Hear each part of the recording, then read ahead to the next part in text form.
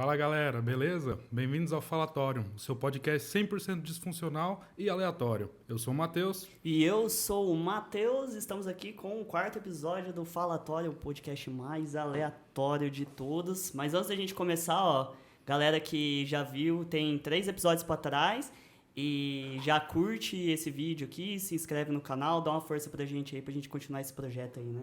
Isso aí, E é o deixa um último comentário. podcast do ano de 2022. O próximo episódio a gente vai fazer só em 2023, se Deus quiser aí. E hoje estamos com um convidado muito especial, James Jefferson Bonaparte Revolt, que é administrador do Fórum Chaves, o maior fórum de chaves do mundo hoje. Além de desenvolvedor, colecionador de quadrinhos e amante de jogos eletrônicos. Olá, James, como o senhor está essa tarde? Eu estou muito bem, é um prazer estar aqui. Muito obrigado a vocês pelo convite. E eu fui convidado principalmente para falar sobre essa relação com Chaves, né? Como a gente tem o Fórum Chaves, que é um grande fã-clube que traz muita informação, então a gente está aqui para falar sobre isso. E, cara, como que começou essa sua paixão por Chaves, assim? Ou seja, cara, você é um dos fundadores do fórum mesmo? Não. Eu basicamente, como todo mundo, eu liguei a TV, estava passando o episódio do Chaves na escolinha, e me parecia naquela época com a escolinha do professor Raimundo, né? Aquele pessoal mais velho, vestido de criança, aquela coisa meio ridícula, assim. Você fala, poxa, tá, vou deixar aí, porque a escolinha do professor Raimundo é legal, isso aqui deve ser legal também. Aí fiquei assistindo e tal, aí depois teve outro episódio na vila, aí eu conheci o Chapolin, mas isso aí, tipo, como todo mundo nos anos 80, você pegava, ligava a televisão e você conhecia.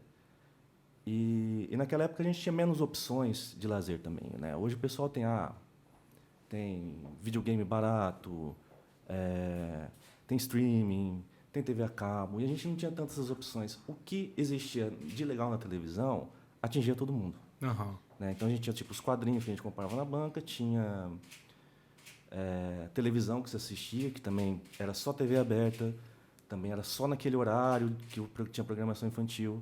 Então você ficava meio limitado a essas coisas. Então o que atingia todo mundo. Caraca, mano, mas você tinha quantos anos quando você conheceu o Chaves pela primeira vez? Assim, olha, eu tinha... Foi em 89, cara. Então eu tinha uns 9 anos já. 9 para 10 anos. Uhum. E, assim, eu não assistia só Chaves. Eu assistia muita coisa. Eu curtia muita coisa. Mas aconteceu de eu ter uma relação grande com Chaves. Primeiro porque eu assisti bastante. E, assim, naquela época, eu cheguei a pegar fita VHS para gravar episódio. Caramba. Porque, assim, naquela época, cara, hoje você fala, eu vou assistir uma série tal, você baixa da internet, você tem essas coisas todas. Mas não. Na época a gente tinha VHS no máximo, quando alguém tinha VHS. As séries não eram lançadas, nunca tinha fita VHS de série, né? As fitas VHS eram de filmes, geralmente filme infantil, Rei Leão, essas coisas assim. Então, ou você assistia na TV, ou você conseguia comprar um videocassete, você pegar uma fita cassete, você gravar e você ter o prazer de rever aquilo depois, de não ver na hora. Hoje como a tecnologia avançou tanto que as novas gerações talvez não enxergam a importância que isso tinha, mas na época era muito legal. Eu falei, nossa, eu gravei um episódio, eu posso rever esse episódio a hora que eu quiser. Eu lembro disso aí mais ou menos, que eu cheguei a pegar um pouquinho disso, que eu tinha uma fita VHS em casa, que era do Pokémon. Que era mas era original. Era uma original, não era gravado. Eu não tinha habilidade de fazer essas coisas, era uma original, mas era um negócio muito legal de ser... Quando você só tinha a televisão, né? E tinha que ver aqui, só aquilo específico, de repente você poder sempre ver aquilo que você curtia mais e tudo mais.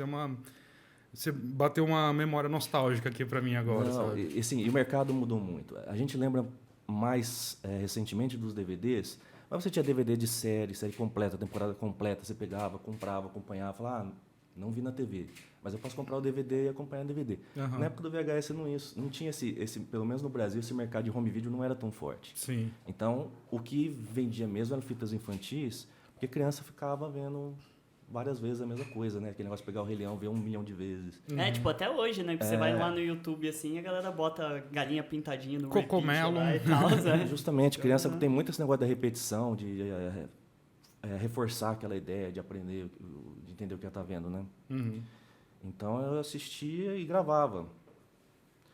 Aí, toquei minha vida, sempre gostei muito de cultura popular no geral, de quadrinhos, de seriado, de livro, dessas coisas todas. Mas quando começou a vir a internet, começou a ter uma troca de ideias entre as pessoas. Então, assim, por exemplo, eu gostava de quadrinhos, mas tinha 2 pessoas na minha sala que gostavam também. Então, eram 2 pessoas só para conversar sobre isso. A partir do momento que você vê a internet, cara, você tem um monte de gente que tem a mesma coisa, a mesma afinidade que você, tem os mesmos interesses, e você consegue trocar ideia e descobrir coisas que você não conseguia num grupo tão pequeno. Então, quando eu entrei na universidade, eu estava numa época muito corrida, mas eu acompanhei os primeiros sites sobre Chaves que surgiram na internet. Caraca, mas isso aqui foi no Brasil em geral ou foi no mundo inteiro? Cara, no Brasil é muito forte. Assim, É porque tem no México, né? Porque a origem do Chaves é no Sim, México. cara, mas assim, o Chaves é muito mais forte hoje no Brasil do que no México. Sério? Muito, muito mais forte. Ah, não fazia ideia. É porque, assim, o brasileiro... A chegada do Chaves no Brasil já foi um negócio meio assim... Um monte de circunstância que levou ao Chaves ser popular hoje. Silvio Santos teve na cabeça lá, viu numa feira lá, pegou o Chaves e falou, não, vai e compra. Aí comprou, aí mostrou para todo mundo da diretoria lá, o que vocês acham? Todo mundo falou, cara, isso é horrível.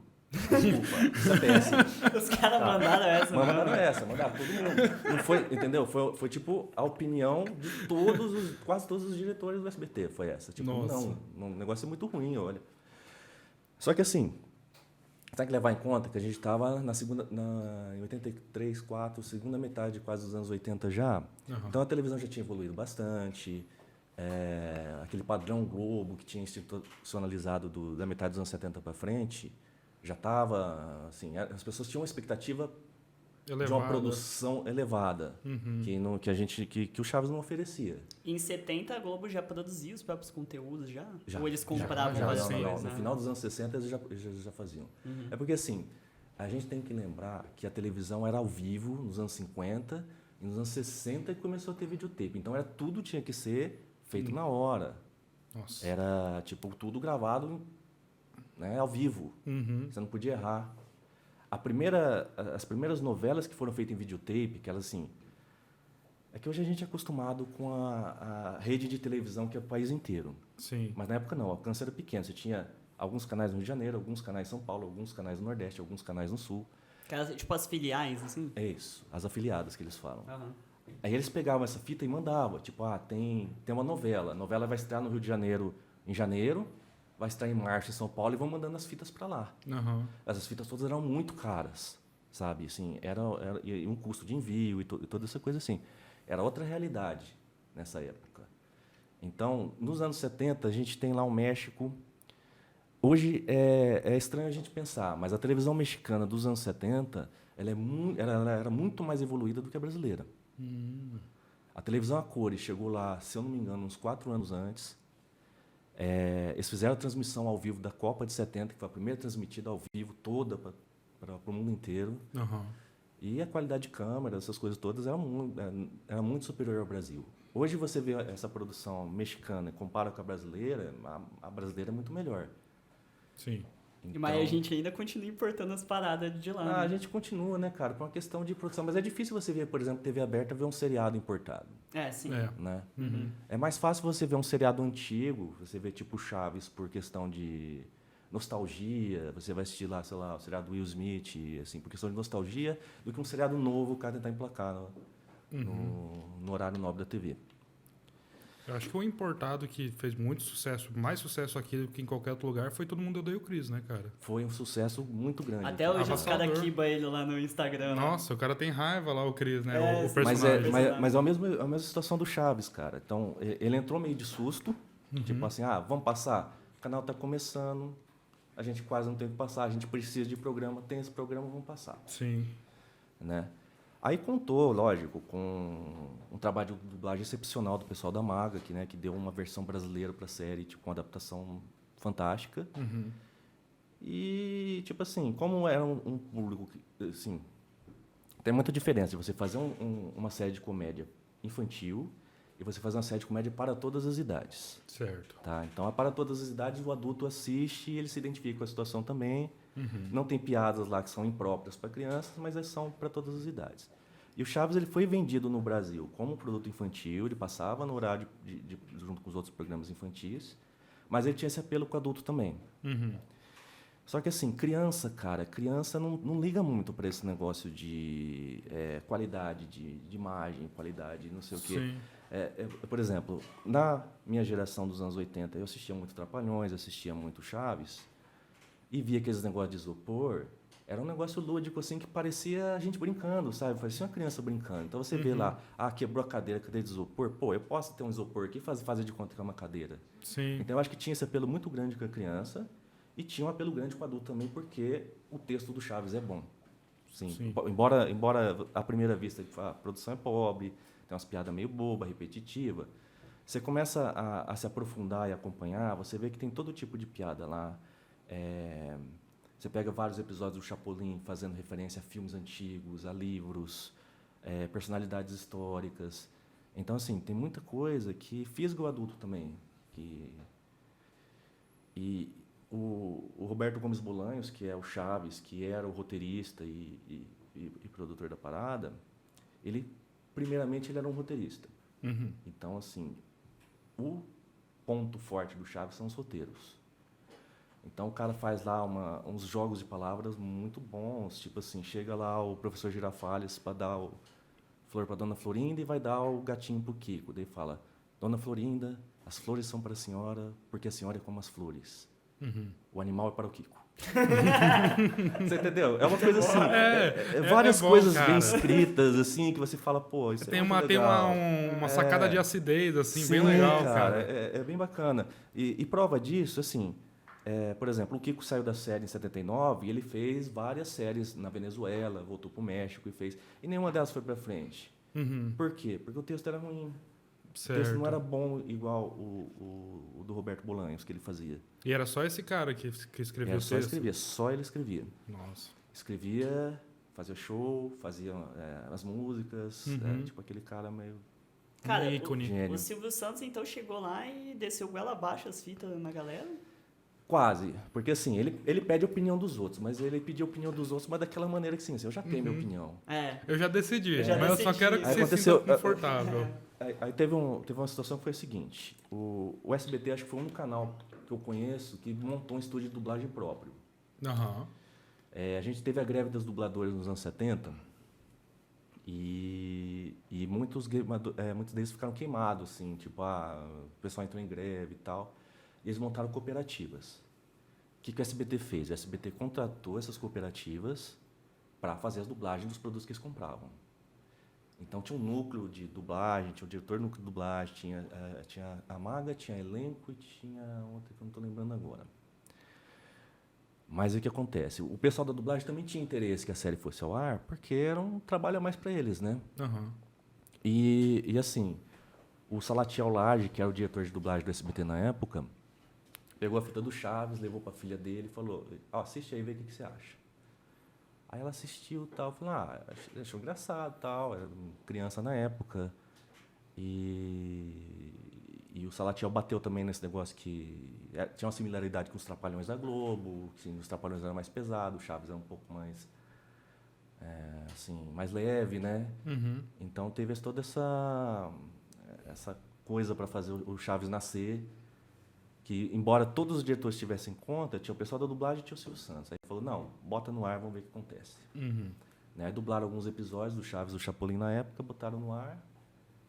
Aí quando começou a vir os resultados do Ibope, o pessoal, nossa, cara, e foi mantendo. Mas assim, a mídia detonava. Aham. Você pegar qualquer jornal da época, você pegar, tem uma reportagem da Veja, tem reportagem da Folha de São Paulo, todo mundo tratava como o lixo do lixo do lixo do lixo. Mas por quê? Porque, sei lá, cara, aquele... Acho que é a qualidade da imagem, talvez, a qualidade técnica, a qualidade da imagem, de ser um humor que, né, uma coisa assim que... dizem que o clássico não nasce clássico, o clássico se torna clássico. Uhum. Então, assim, você tem um seriado lá que aparece com uns caras vestidos de criança e uma coisa meio idiota, e se batendo e falando as burrices, e aquele cenário mal feito.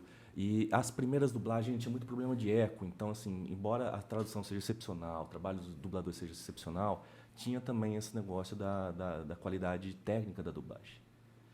Aí você tinha uma rejeição muito grande a isso. Uhum. Falar, não. Eu acho assim, eu entendo pra mim, que o ponto virou... Porque assim, o Chaves estreou em 84. Em 98, se eu não me engano, a Ana Maria Braga saiu da Bandeirantes, que ela estava, e foi pra Globo. Cara, Aham. você tá ligado que a Ana Maria Braga foi da Band já, mano? É, mano, eu não fazia Ela ideia. foi da Band, ela foi da Caramba. Record. Eu não fazia ideia, Eu tinha velho. 4 anos de idade. Né? Não, você procura umas coisas Em assim. 98 que ela foi pra Globo? Em 98 ela foi pra É, Globo. foi quando eu Mas nasci. Eu nasci, ela foi pra lá. Mas ela foi fazer, tipo, mais... Não é o Mais Você. Foi o Mais Você. Foi o Mais É o Você. Mais Você. Já foi Caramba, direto pra mano. esse, né? Foi direto mais você. Ela Ah, tinha um não. programa que era Note a Note, que era similar. Cara, eu sei que ela... Acho que ela passou pela Band e pela Record, se eu não me engano. Sim, mas eu sei que ela saiu e foi pra Globo. Uhum. Aí, o que aconteceu? Botaram, você vai estrear o programa da Ana Maria Braga, contratação na Globo, nossa, aquela coisa assim, todo mundo. O que o Silvio Santos faz? Bota o Chaves no horário. Aí, cara, o Mete o que louco. aconteceu? O Chaves ganhou da Ana Maria Braga. Sério? O Chaves derrotava a Ana Maria Braga. Imagina a Ana Maria Surra. Braga Que pistolaça, era a época, velho. mas era a época... Esse programa era de manhã, né? Não. Ou era ele tarde? Começou à tarde. Começou à tarde. Começou à tarde. Mudou pra manhã pra ver se melhorava depois a audiência. Nossa, eu Caralho, imagino mas surrava muito. mesmo? Por quê? Ganhava. Que fazia tudo? Porque Chaves tinha apelo, as pessoas gostavam. Ah, Mas eu acho que esse foi o momento que a mídia, assim, a imprensa falou, cara, não, peraí. Esse negócio está passando há 15 anos no ar aí. Sim. As pessoas estão assistindo os mesmos episódios repetidos desde aquela época. Sim. E isso está ganhando Ana Maria Braga, que é uma produção da Globo, e os caras estão investindo horrores. Eu acho que aí ligou o pessoal da imprensa e falou, não, peraí, isso tem que ter algum valor, não é possível que as pessoas Sim. sejam tão besta de ficar caindo nesse papo tantas vezes. Né? Aham. Sim. E aí foi se tornando um clássico, né? Ganhou status de cult, de meme e tal. Eu acho que também justamente porque passou tanto tempo assim, né? Era um primo mais velho que via quando era mais novo, que falava, nossa, eu assisti isso aqui. Pai era um passa para molequinho. filho. É. A gente vê muito pai passando para filho. Aham. Então, assim, até voltando naquele negócio do México que a gente estava falando no começo. O México não viu tanto o Chaves quanto a gente. Ele passou nos anos 70, o Chaves e o Chapolin passaram nos anos 70. Nos anos 80 até 95 eles tiveram um outro programa lá, que era o programa Chespirito, que era cheio de quadros menores, né? Uhum. Então, esses episódios clássicos, com Seu Madruga, com Kiko e tal, eles viram nos anos 70 e acabou. Isso é tão louco pra mim, porque eu tinha tanta certeza que era tão forte lá isso aí. E assim, e o Brasil não. O Brasil ficou 36 anos sem interrupção. É um caso assim que eu não conheço no mundo de TV aberta, de você ter um programa que ficou 36 anos reprisando na TV aberta. É tipo... É surreal. É um surreal. É um negócio que você olha e fala, cara... As pessoas ficam tentando entender. Aí, lógico, aí as pessoas começam a ver as qualidades. Fala, pô, a dublagem é muito boa. A dublagem é muito boa. A adaptação é sensacional. Sim. Cara, ele não exato. teve só uma dublagem só, teve? Teve várias. Cara, poxa, é bagunçado assim, o negócio. Os episódios não vinham em ordem. Uhum. Tá? Os episódios vinham... Freestyle o negócio. ali. Exatamente. A Televisa catava umas fitas lá, mandava pro SBT. A Televisa era produtora? A Televisa é o canal mexicano que produziu o Chaves. Ah, pode crer. Aham. Aí eles mandavam as fitas pra cá, tudo fora de ordem. Episódio que começava não tinha fim, episódio estragado, episódio que saga, né? Tinha 3 partes, vinha a primeira. Os caras falaram, vamos dublar tudo. Dublaram tudo e botaram no ar. Aí eles começavam a mandar um segundo lote. Foram 4 lotes, foi 84, 88, 90 e 92 que vieram episódios. Uhum. Vinha episódio repetido, dublava de novo. Teve episódio daquela época que chegou a ser dublado 3 vezes. Nossa. Você recebeu 3 vezes, acho que né, ninguém... Na correria ali, Na né? correria, você fala, faz 6 anos que eu dublei. E eles faziam muita regravação de episódio também. Uhum. Pegava a mesma história e fazia uma versão dela. Por quê? Porque nós estamos nos anos 70, não existe ninguém tem videocassete. Videocassete é uma invenção milionária, ninguém tem ainda videocassete. Você tem um programa hoje que você ligou na TV e assistiu, porque era a única forma de você ver um programa. Uhum. E depois de passado 4 anos, você nem lembra mais. É. Então eu fazia muito isso. É que, assim, não tinha como você ficar repetindo, né? igual no YouTube, assim, que você fala, Sim, pô, não, eu lembro desse vídeo. Não, você procura, não tem essa revisitação com o material. sim. Você não tem fita gravada, você não tem internet, você não tem nada dessas coisas que a gente tem hoje. Sim. Então, assim, existia muito regravação e é da cultura mexicana fazer isso.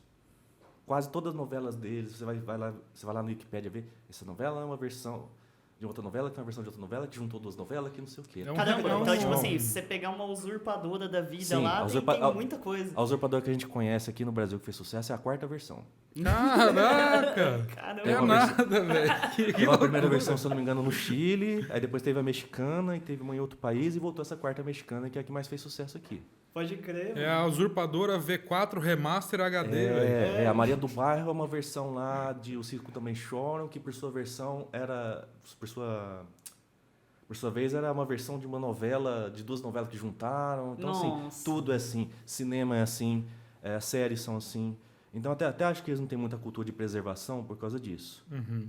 Eu tava vendo um filme deles que é Lá no Rancho Mediano, que é um classicão do cinema mexicano. Eles gravaram nos anos 30 e gravaram nos anos 50 de novo o mesmo filme, o mesmo texto, os mesmos enquadramentos. É tipo uma atualização do filme. Caramba. Sim. Então, assim, parece Nossa, que... deve ter dado um trabalho, né? Não tanto, né? Acho que Mas eles tinham material conservado de 1930, assim, pra repetir tudo? tinha um roteiro, verdade. indicação das coisas, né? Aí fazia, mas ficava tipo igual. Não é que eles queriam fazer igual, mas ficava igual, pô, ficava absurdamente parecido por preguiça de mexer. Fica bem engessado, né? O negócio. Fala, não, tá aqui, vamos fazer aqui, ó, a cena aqui, vamos aproveitar, não vamos fazer isso de novo, não, vai lá, grava assim, chama o ator lá, grava e boa. Então, assim, é uma constante deles.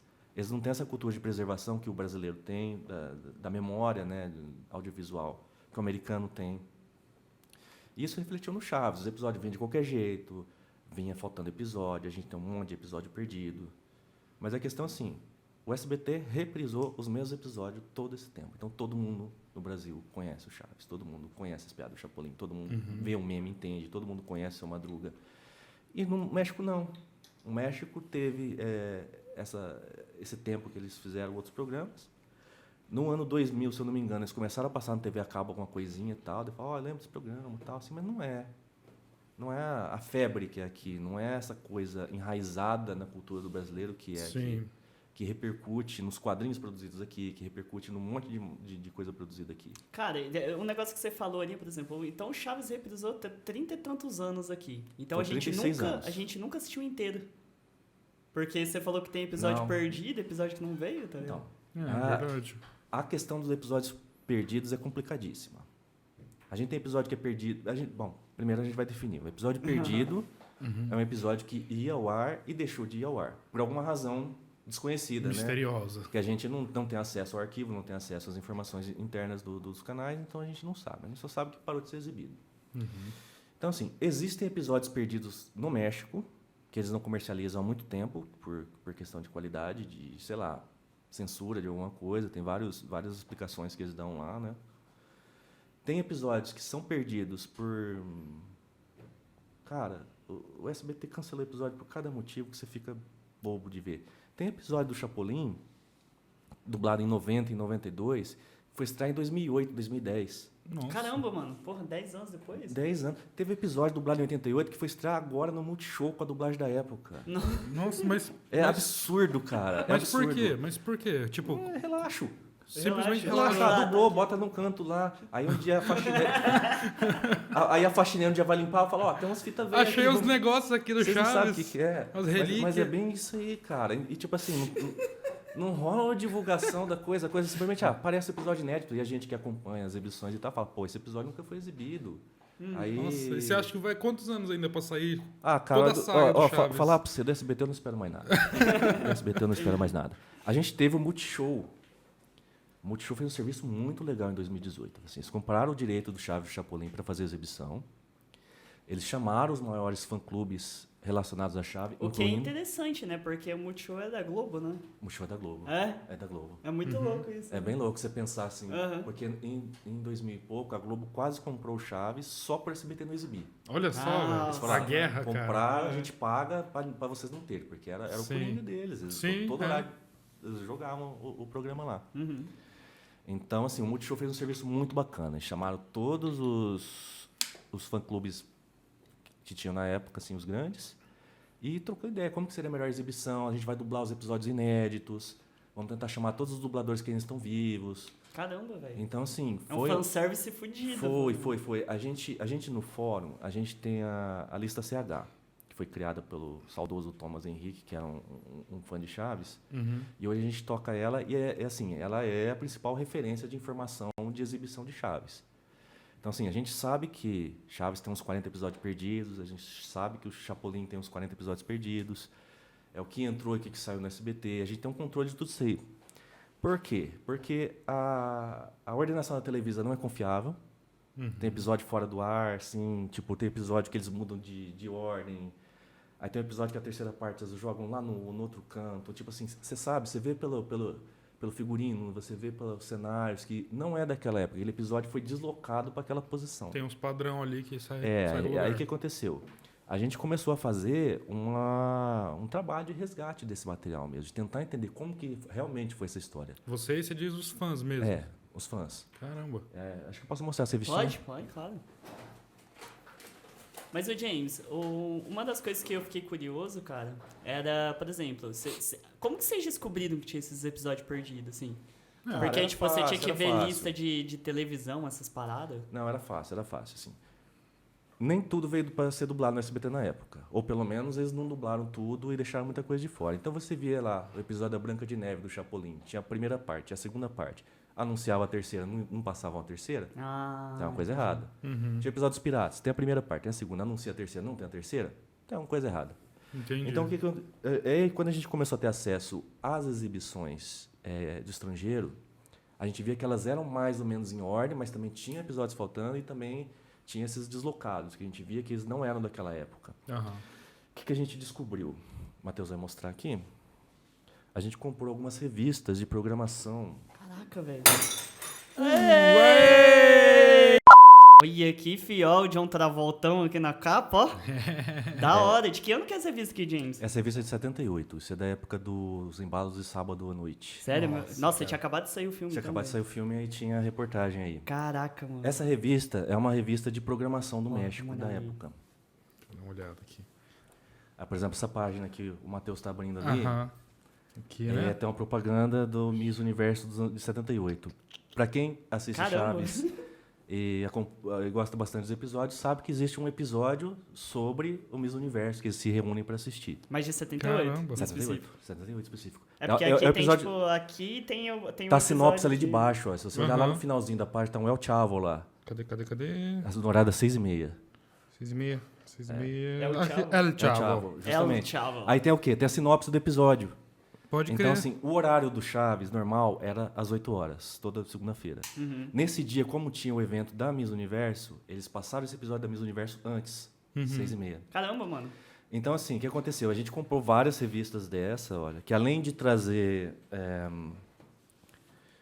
a programação, com a programação a gente tinha sinopse, com a sinopse a gente conseguia descobrir os episódios e a gente conseguiu descobrir a ordem dos episódios. Cara, e onde você arruma essas revistas? Não, a gente comprou tudo no eBay. Sério? Sério? Vários México? fãs compraram, Caraca, Caramba. velho. Ó, esse aqui, por exemplo, tem uma reportagem com o Kiko. Quando ele saiu do programa, ele deu uma entrevista falando o que ele ia fazer. Aqui tá dizendo que tava custando La 7 Nueva- pesos. La É, Nueva 7 Vida pesos. de Carlos Villagrán.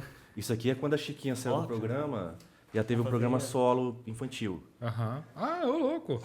Então, assim, a Cara, e gente tá bem conservado essas revistas, né? Porque tá bem legal. isso aqui É porque é uma coisa que a pessoa não revisita muito, né? Olha na época lá, vê a programação e joga num canto. O Se que não eu joga a- fora, já é lucro. O que eu acho mais massa é essa aqui, ó, da La Rubia que todos querem, que é a da Misa. Ah, das- Não, não, novelas. calma aí, guys. Achei um negócio aqui, ó.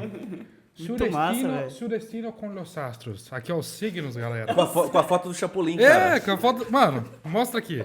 Mostra aqui, cadê? Cadê minha câmera aqui, ó? Ó a fotinha dele aqui. Deixa eu ver. Não sei se vai conseguir focar muito bem.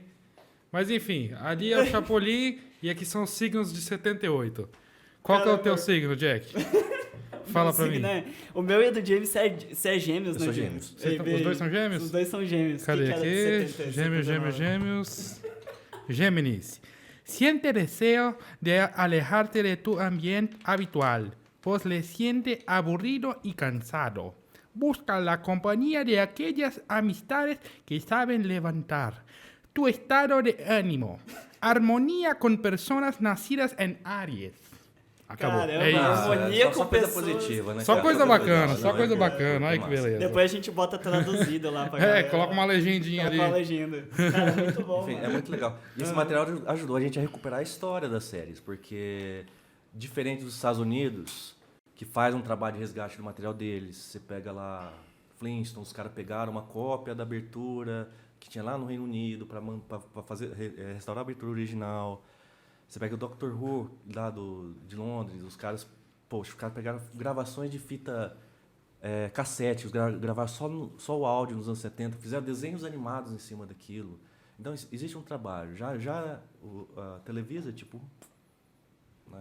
Mas essas revistas da época que eram imprensa tipo independente mesmo que ia atrás de colocar essas Não, paradas. sim, era uma né? revista de programação. No Aham. Brasil tinha aquele intervalo. É tipo a revista Caras de lá, um negócio assim. Não, ela é mais focada na programação mesmo. Seu guia de programação. Entendi. Você fazia Guia de assinatura e você recebia tudo que ia passar. Aham. Aí eles colocavam, né, outras reportagens aí para complementar a revista.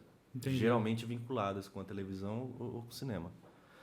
Mas então, e esse material assim foi o ouro pra gente. A gente descobriu a existência de muitos episódios. E com daí esse- vocês... como vocês encontraram de fato o episódio? Encontraram o vídeo deles? Também, cara. Né, assim, na verdade, são vários fatores que a gente trabalhou em cima. A gente achou documentários que tinham cenas de episódios perdidos. Uau.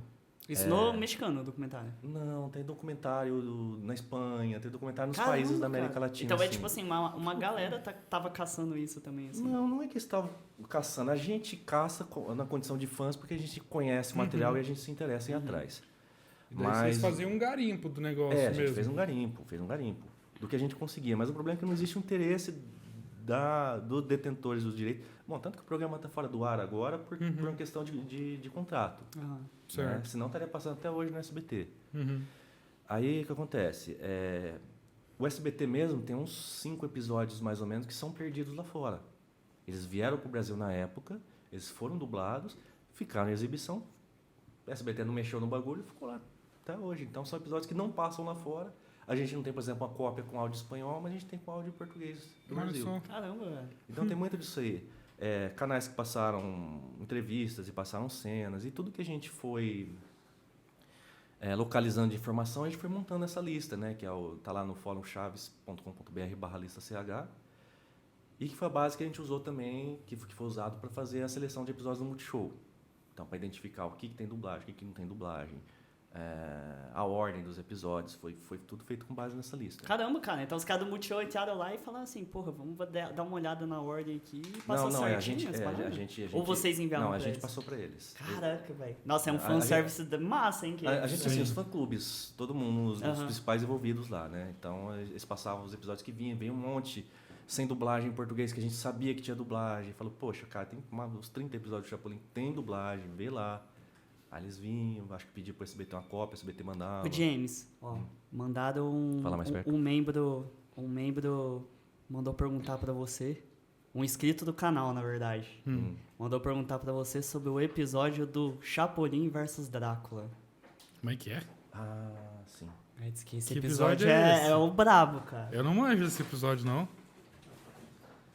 Oxi. Ah, Chapolin versus Drácula. É um cartucho. Caramba, É um cartucho de Master System que saiu em 90 e pouquinho. De Master System, velho. Caramba, que Pode abrir aí, loucura, que tem mano. Pode abrir mesmo? Ô, louco, eu pensava que era um episódio, é um jogo.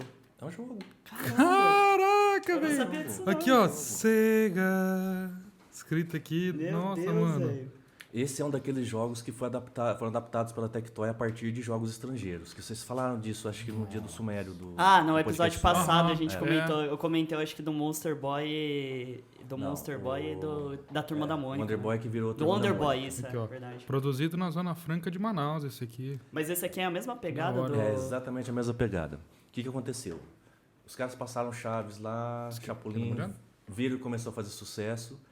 Aí uma empresa que é a Diana Backstage licenciou para fazer vários produtos. Não só o jogo, deixa eu pegar os outros aqui.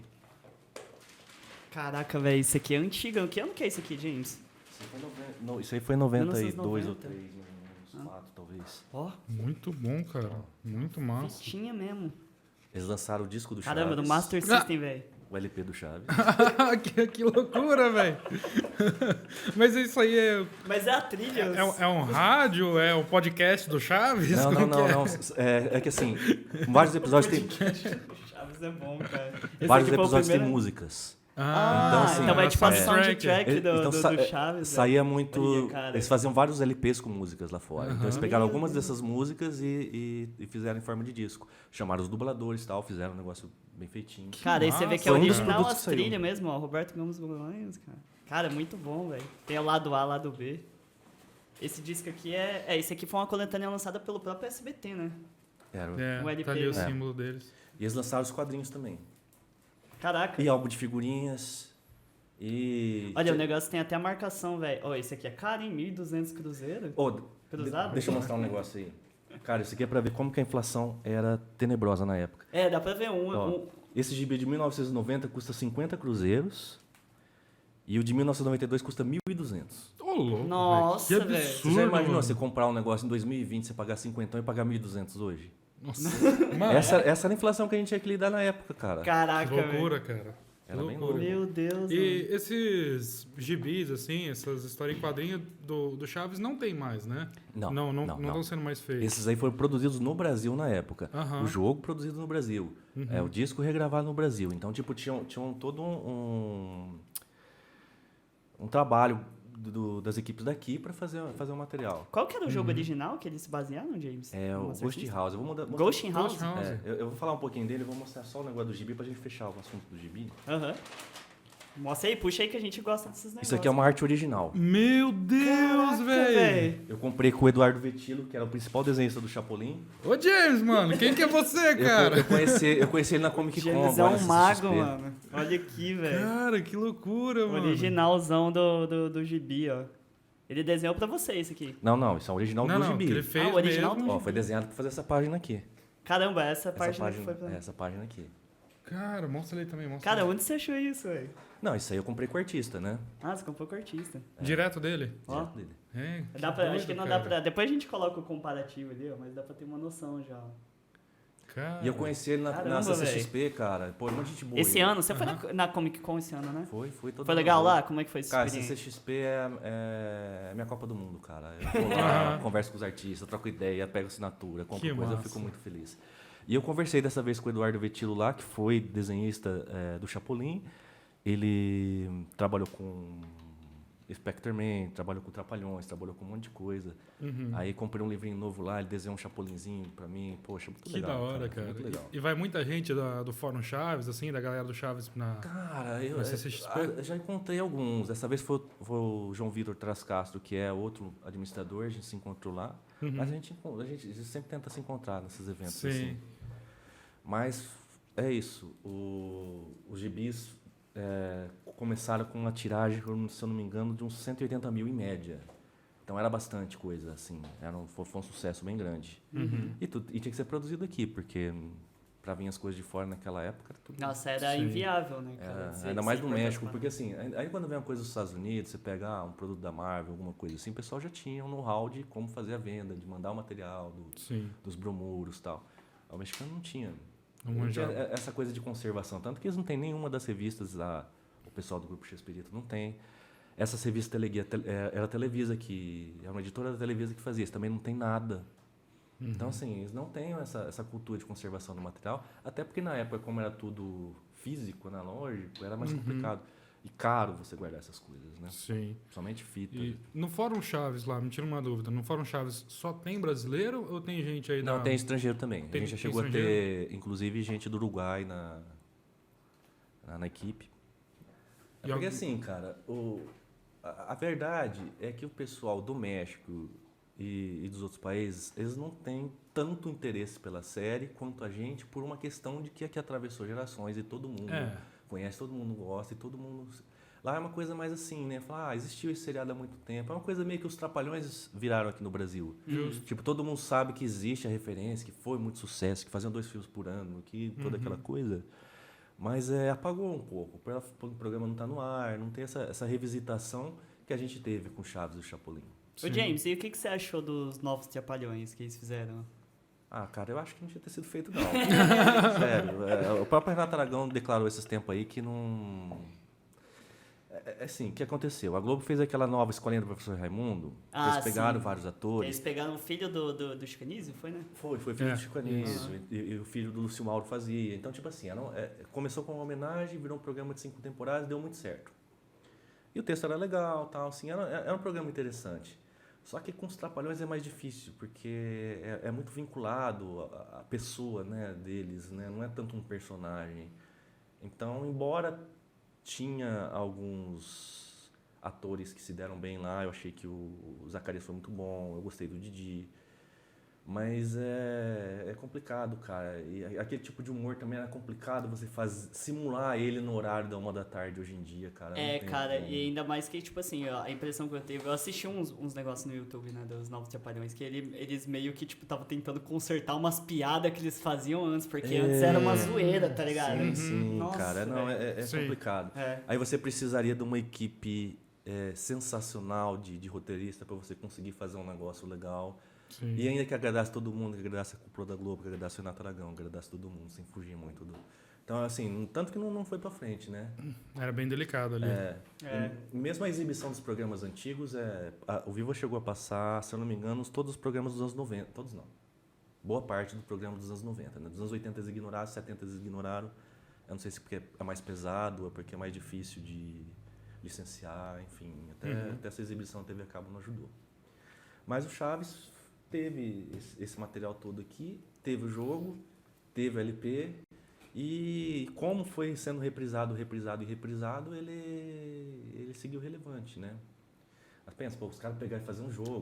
Cara, não, era um puta do mercado, né, velho? Sim. O México não fazia um jogo, o Brasil fazia. Sim, eles souberam trabalhar com merchan mesmo. Esse negócio aí do jogo, cara, até às vezes as pessoas têm uma impressão que fala assim, mas era só um jogo que trocou a imagem. Mas não, cara, na época o negócio era extremamente difícil. Sim, e você não tinha referência, cara. Você fazer um jogo era muito difícil. Hoje você tem essas ferramentas todas que já compila para um monte de coisa. Nessa época não. Cada videogame tinha um processador. Você tinha que escrever em assembly, que era a linguagem de máquina, direto para aquele processador. Então eu quero que esse negócio pegue esse negócio de ponteiro de memória, que jogue para cá, que jogue não sei o que lê. Tudo da forma mais Neandertal possível. Muito difícil. Era muito difícil de fazer. E cada processador, então, o Master System tinha um assembly, que era o Z80, que era o processador dele. O Mega Drive tinha o Motorola, então era outra coisa. Então, você desenvolver um jogo era complicadíssimo. E o Brasil não tinha know-how, não tinha estrutura para ter uma equipe grande para fazer um jogo. Mas tinha essa opção de licenciar. Só que mesmo assim ela era difícil. Por quê? Porque hoje a gente pensa em atualizar, mudar um skin, alguma coisa. Geralmente você tem um código-fonte, você tem a imagem com o nome, você vai lá e troca e tal. Não. A SEGA não mandava nada para a Tectoy fazer. Eles pegavam o binário do jogo, tipo um monte de hexadecimal, e a partir daquilo eles começaram a identificar. Tá, isso aqui é o texto do jogo. Isso aqui é uma imagem, isso aqui são os iconezinhos, isso aqui não sei o quê, isso aqui é a lógica de programação, isso aqui é o texto que aparece em tal ponto. Eles faziam toda essa engenharia reversa de pegar um código binário, identificar o que era, para fazer a substituição desses pontos hexadecimais por pontos com a informação nova que eles queriam. Caramba, velho. Então, assim, é um trabalho do cão. É muito difícil. Era muito difícil você achar gente especializada para fazer um negócio tão específico. E ainda assim era mais fácil do que fazer do zero, né? Sim. Porque não existia ferramenta, não existia nada. E assim, lógico que um jogo da Mônica venderia muito mais que um jogo do Underboy. Um jogo do Chapolin venderia muito mais que um jogo do você traz localizando o jogo, né? Assim, pra realidade. Você vê o Chaves na TV, você vê a turma da Mônica nas bandas. Agora você poder jogar com o Você Chaves pra bater o Drácula. É muito legal, é muito legal. O trabalho que o pessoal da Tectoy fez na época, cara, com uma equipe muito pequena, sem ajuda nenhuma da SEGA, que a SEGA só falou, quer fazer, faz. Beleza, só põe meu nome lá depois. Só manda aí, depois pra gente ver se não tem, se tá ok, a gente aprova e boa. Mas não tinha ferramenta, não tinha documentação, não tinha código-fonte, não tinha nada. Os caras fizeram totalmente engenharia reversa. A SEGA Então- só botou o nome no trabalho lá mesmo, assinou e... Na verdade eles Fechou. mantiveram, que já tinha, né, o Sega na abertura. Aham. Aí eles colocaram o Tectoy também. Entendi.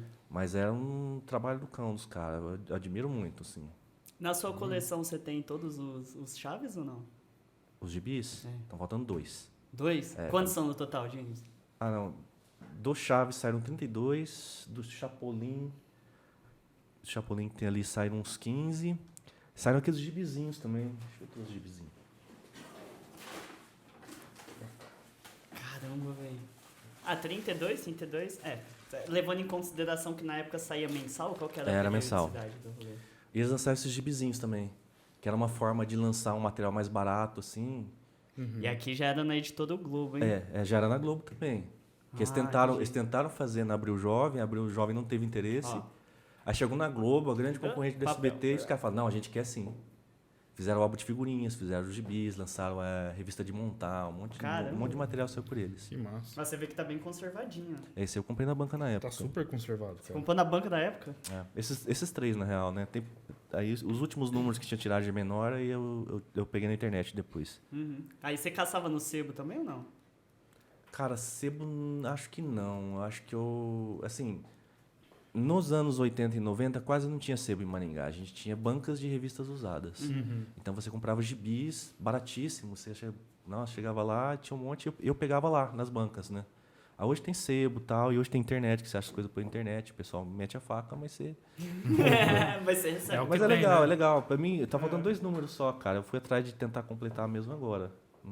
Tava meio só com os que eu tinha comprado na época mesmo. Quantos gibis você tem hoje, James? Pra caramba. Muitos caramba. mesmo. Cara, não, é assim, porque eu sempre gostei muito de quadrinhos, É. sempre li muito, sempre tive incentivo da família para ler bastante. Eu sempre gostei, sempre achava legal demais você ter um negócio. Que a gente tinha falado aqui, que naquela época era uma das opções de diversão que você tinha, que você ouvia TV ou você lia um gibi na sua casa, ou brincava de alguma coisa. Sim. Né? Então, eu continuei comprando, sigo comprando, leio tudo que eu gosto, gasto uma grana lascada, bicho. Na pandemia, eu falei assim, não, eu vou organizar os meus, cara. Tinha umas caixas da mudança de 10 anos lá, que eu não tinha arrumado ainda. Falei, não, vou arrumar o meu. Arrumei, comecei a cadastrar no Guia dos Quadrinhos. Os que eu cadastrei passou de 8 mil e pouco. Mas isso aí é menos da metade. Caraca. Tem um monte encadernado, é bastante coisa mesmo, cara. Ô, louco, mano. É que assim, gibi era barato antes, cara. Hoje é caro as coisas, a gente fica achando, nossa. Antigamente você ia num sebo, velho, você fala assim, vou comprar 10 de gibi, você vê com um lote assim, cara. Vai por quilo. Por quilo. Aí você lê, fica um tempão lendo. Nossa, era muito, assim, custo-benefício era muito bom. Sim, entendi. É que também ninguém era nerd naquela época, né, velho? Também tem Porque, essa tipo, coisa. acho que a cultura nerd é um real. bagulho meio recente, assim, né? Sim, sim. A valorização da cultura nerd é um negócio mais recente. Antigamente era subcultura, né? Sim. Você fazer, por exemplo... sei lá, você pega um gibi do Tio Patinhas dos anos 40, que hoje vale, sei lá, 100, 200 mil dólares. Na época era um papel velho com história de bicho falante. Uhum. As pessoas não davam valor. Que o moleque já ficava pisando em cima enquanto brincava. Eu gosto desses cartuchos antigos também, super valorizados, porque na época era uma coisa que as pessoas não tinham aquela expectativa que ia ter algum dia isso valer. Principalmente essas primeiras gerações, assim, que eu acredito que dessa terceira geração, do Master System, do Nintendo 8 bits pra frente, foi quando as pessoas começaram a ter um elo de carinho com jogos. Sim. Tipo, você tem personagens tipo Mario, você tem Mega Man, você tem Castlevania, tem Sonic, tem um monte de coisa. Uma historinha. Então você tem um envolvimento com a música.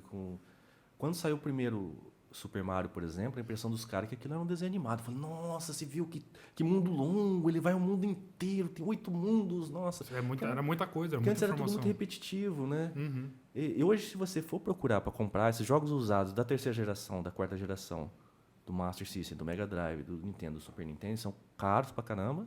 E os de Atari, que são mais antigos, são mais simples, que eu acho que eles não tinham tanto esse elo com o jogo, você acha por R$50, R$60, bem mais barato. Uhum.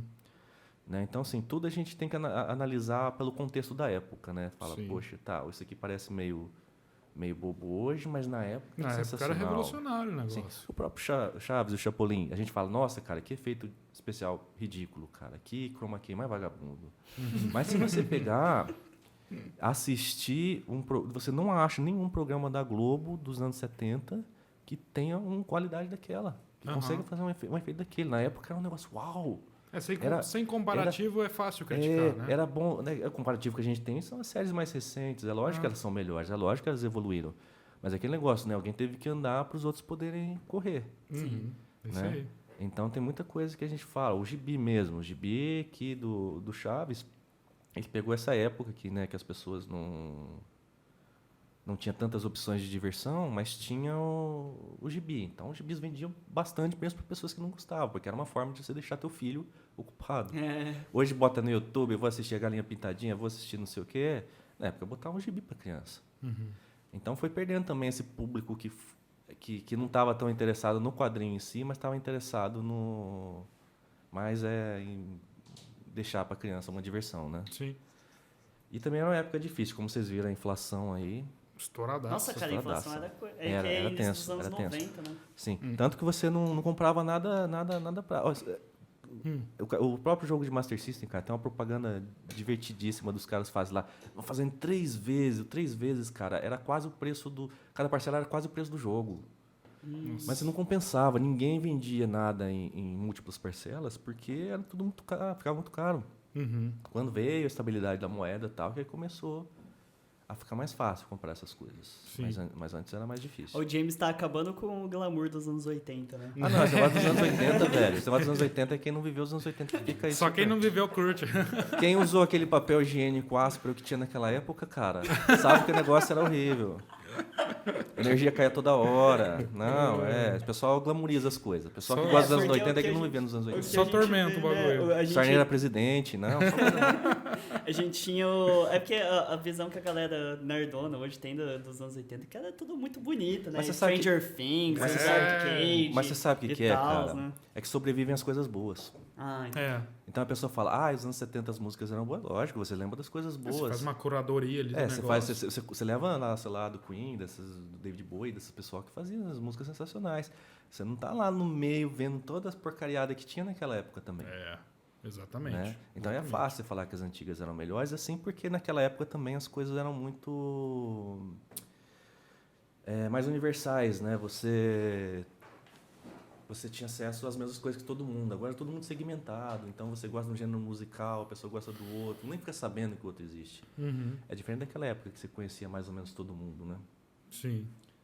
Aí os gibis até, pro padrão do Chaves, os gibis até que não tiveram uma vida muito longa. Duraram 3 anos, mas é isso, cara. Mas durou pouco assim por conta de concorrência, às vezes? São vários cara? fatores, saía muita coisa. E o principal que eu acho, era produzido no Brasil. Um gibi produzido no Brasil é muito mais caro do que um gibi importado. Se você tem que ter um roteirista, você tem que ter um desenhista, você tem que ter um letrista, você tem que ter um colorista, você vai ter que ter todo o arte finalista, vai ter toda uma mão de obra muito grande para construir isso aí. E ao passo que você vai licenciar a Disney, você vai licenciar a Marvel, você vai pagar 10 vezes menos. Entendi. Então, quem sofreu muito nessa época da metade dos anos 90 aí, que teve essa inflação braba, teve o encolhimento do mercado de quadrinhos, era quem produzia quadrinho brasileiro. Né? Por não ser um processo industrial ainda, né? Em longa escala. Por ser um processo que custava muito, era muita gente envolvida. Uhum. Né? Enquanto o Disney era só você pegar, traduzir e mandar E já lá. botar as tiragens pra rodar, né? E botar a tiragem para rodar. Então, assim, e não trazia um retorno proporcional. Aham. Tanto que só sobreviveu praticamente o Maurício de Souza fazendo os quadrinhos da Mônica. Verdade. Até porque ele depende disso. O negócio dele são os quadrinhos da Mônica. Então ele tem que criar novos quadrinhos da Mônica. Ele se tem que pagar adaptou, todo né? mundo. Agora tem os mangá, né? Da Turma da Mônica já. Nossa, cara, assim, nos tempos pra cá, eles começaram a explorar mais esse negócio das diversas faixas etárias, sabe? Aham. Então, tipo, tem um material pro pessoal mais adolescente, que é um mangá, que é o pessoal que começou a ler mangá no finalzinho dos anos 90, começo dos anos 2000, então ele pegou esse público. Aí começou a fazer aquelas Graphic MSP, que eles chamam desenhistas brasileiros e roteiristas brasileiros e fazem um negócio todo bonitão, as artes bonitas, mais focado no público adulto. Mas eles sabem o que estão fazendo. Sim. E relançam gibis antigos com Filme agora também. texto explicativo, tudo assim, uma coisa focando no adulto. Eu assisti uma palestra do Maurício na CCXP de 2016. De 2015 a 2016 eu assisti a palestra dele lá. E eles fazem uma apresentação, tipo um PowerPoint lá, tudo, cara, tá marcado com faixa etária que vai atingir. Então a gente vai ter um desenho com traços dos anos 70 que eles anunciaram lá, que era o bairro do Limoeiro, que não saiu até hoje. Mas era, assim, público é uma faixa etária mais elevada. Sim. A Mônica Toy, criança pré-escolar, blá blá blá. Esse Mônica Toy é aquele que não tem nem diálogo, não é? Exatamente. Esse é bem interessante, bem parece legal. que tá Isso aí funciona muito bem com criança e funciona muito bem fora do país também. mundial, exatamente. Então, eles têm um índice de visualização muito grande, porque qualquer um pode assistir, divertir. Sim. Então, assim, é tudo muito pensado. Não é, tipo, tudo no oba-oba, igual às vezes era antigamente, né? Agora o pessoal tem acesso à informação, Uhum. tem acesso ao retorno, saber quem compra, conseguir definir público-alvo, o que funciona para o quê. É a forma que você tem de se manter, né, cara? Sim. E a gente está feliz que tem o Maurício aí fazendo isso, porque abre porta para muita gente. Esses livros que estão saindo da Graphic MSP, eu acho que eles saíram uns 30 e poucos volumes. Aí, nossa, eu conheci um monte de artistas através deles, sabe? Então eu fui lá na CCXP agora, fui na mesa dos caras, conversei, eles assinaram tudo. Comprei livrinho particular dos caras, né? Do trabalho solo deles e tal. É um negócio que faz a indústria rodar, né? Porque ela precisa... Né? Já que ela não se beneficia mais da popularidade que ela tinha, é um negócio que virou meio de nicho, ficou meio segmentado, é legal. Sempre que tem alguém produzindo alguma coisa aqui no Brasil. Caraca, você já chegou a conhecer o Maurício de Souza, então? Já. Eu já... Foi em 2019. Uhum. 2019. Eles fizeram um sorteio na... Sorteio não. Desculpa. Eles fizeram Você fazia um cadastro no site, os 50 primeiros cadastrados iam pegar um autógrafo com ele. Que massa. Aí eu entrei 3 horas da tarde, tava lá, digitei, dei ok e falou assim, você não foi aprovado. Não. Velho, menos de um minuto, que o site tava todo travado, tudo lento e... Geral lá, né? Geral Tipo, lá. Falei, bom, paciência, né? Aí depois eu recebi um e-mail falando que, não, você foi aprovado, você vai. Falei, massa. Então fechou. Aí eu catei, cara, o primeiro gibi que toda vez que ele vai para esses eventos, ele sempre pergunta, quem que aprendeu a ler com a Turma da Mônica? E todo mundo ergue a mão, aquela coisa assim, né? Aí eu peguei o primeiro gibi que eu li sozinho, um cascão de 1985. Caraca, velho. Aí eu peguei, Raridade. levei pra ele e falei, esse aqui foi o gibi que eu descobri que eu sabia ler, que eu consegui ler do começo ao fim, assim. Aí ele pegou, olhou, coleção legal, tal, fez lá, desenho e tal, me deu aí você sai assim. Um choque, né? Eu falei com o Maurício, velho, nosso senhor Maurício de Souza, cara. Caraca, velho. É louco. Experiência massa. É muito louco, cara. Ainda mais você que é fãzão de quadrinhos, assim. Sim, né? cara, não, a CCXP... Tem todas as turmas da música também? não, Turma da Música são muita coisa. É muita coisa. E os gibis dos anos 70 são caríssimos, infinito. caríssimos, porque assim... Mas a base de fã é grande, assim, né? É grande.